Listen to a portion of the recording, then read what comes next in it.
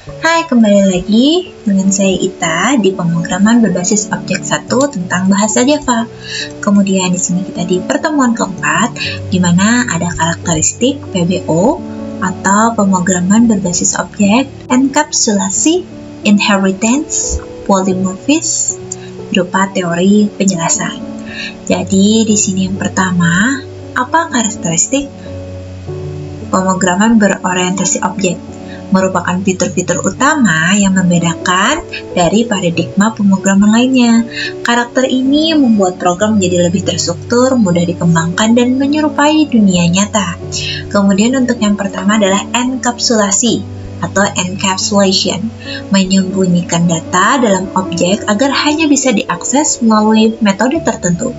Menyembunyikan detail implementasi dari luar dan hanya memperlihatkan apa yang dibutuhkan. Fungsinya adalah untuk menjaga keamanan data. Seperti contohnya yang kita lihat dulu, kelas dan atributnya itu adalah public, penduduk adalah kelasnya. Kemudian dengan meletakkan private menjadi string nama dan umur, maka hanya bisa diakses melalui metode. Di sini variabel nama tidak bisa diakses langsung dari luar kelas, hanya melalui metode get nama dan set nama. Selanjutnya, pewarisan atau inheritance, kemampuan suatu kelas untuk mewarisi properti dan metode dari kelas lain, sehingga kondisi lebih efisien dan mudah dikelola. Manfaatnya, penggunaan ulang kode dan menghindari duplikasi atau terjadinya kode yang ganda. Kemudian selanjutnya contohnya di sini dengan ada string nama dan string make, maka di sini kita akan menarik kelahiran berasal dari untuk kelas penduduk.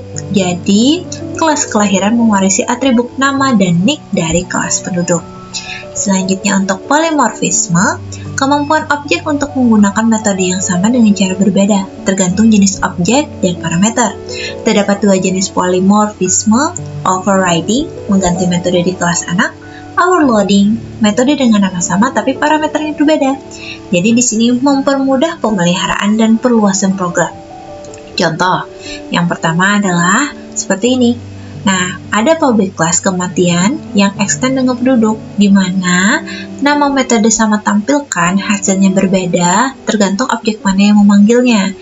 Seperti itu. Kemudian yang kedua, misalnya yang pertama tidak memiliki parameter, cuma tampilkan. Ya, ditampilkannya semua data penduduk. Kemudian yang kedua, satu parameter, menampilkan data penduduk bernama plus nama. Nama tersebutlah yang akan keluar.